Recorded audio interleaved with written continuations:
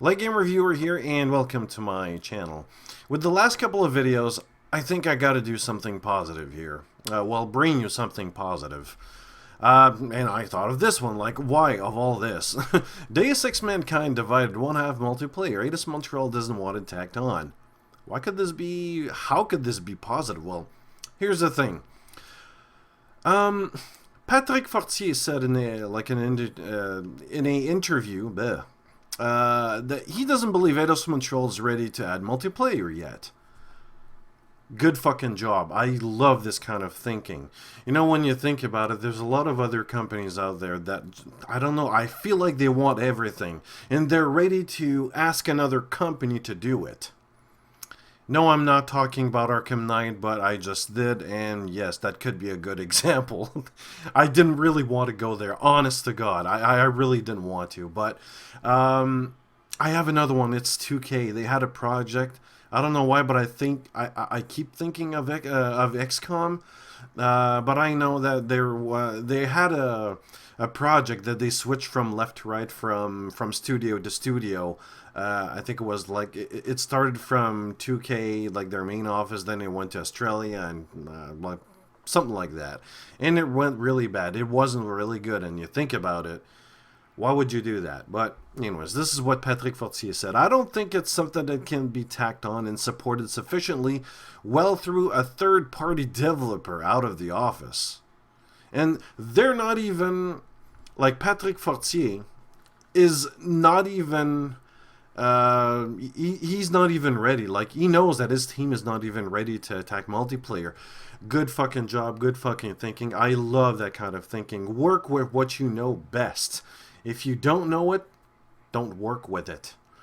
And that's what I love. I don't like it when a company goes full tackle on and like they go full charge on a subject when they absolutely have no clue and they want to like help from another company or like another third party developer and they just, what happens next is probably is they end up with shit, or they end up with a product that is like completely basic. It ends up with a really average type of game. Everything is average. The multiplayer is average. The multiplayer mode is average. There's a lot of things missing, a lot of bugs missing, and you see it everywhere from the reviews. It's not really good. But this is the kind of thinking I love from a company. I would love other companies to think that way. If it's not ready, you know what? We're not gonna do it. And I believe the same applied to Max Payne. A lot of people asked multiplayer. And the developers knew that, listen, we don't want it. It really doesn't fit. And you know what? I may say this wrong, but fuck customers. It's not their game. It's our game. This is what they just told to everyone. This is our game. We're not going to put multiplayer in because we don't feel we're ready. We're not going to please you just because you asked for it. This is the kind of thinking. You guys have pants. Put it on, please. And then they say this. In the future, we think we're going to go... if we were to go in that direction, it would have to be on the topic of the game itself, just like Mass Effect 3, for example. Like, it has to fit into the single-player narrative. Good job, no problem there. And then there's something else which really pleased me in a way. They said that Deus Ex Mankind Divided will be available on Xbox, PS4, and here's the thing, PC, sometime in the first half of 2016. Now, does it mean everything sometime in the first half of 2016, or just the PC in the first half? I don't know. I'm not even sure, but here's a message to Eidos Montreal. Don't rush the PC port. Please, take your time. Even if you have to delay it, go ahead.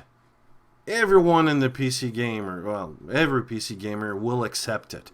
Trust me, it's better to have a good port, wait a couple of months, at best, than to have a shitty port and have tons of refunds. It's gonna show. Look at Warner Brothers. I don't know, I just felt like I wanted to do a positive video because I wanted one. And here we go, guys. What do you have to think about this? Like, Do you think that gaming companies should attack everything and should get everything in their game and have a kind of a average type of product, or do you think that it should only be, I don't know, only multiplayer, one mode, or only one mode, as in one single player mode, and that's it, nothing else? Will that restrict the gameplay? What do you think about this? Personally, I believe this is the good direction there. Well, Eidos Montreal, I've always said this. Even though they have, let's say, questionable games, they're kind of good. They just need direction and support a bit. This seems to be it. I love this kind of thinking. So I'm going to leave you at this, guys, and see you later.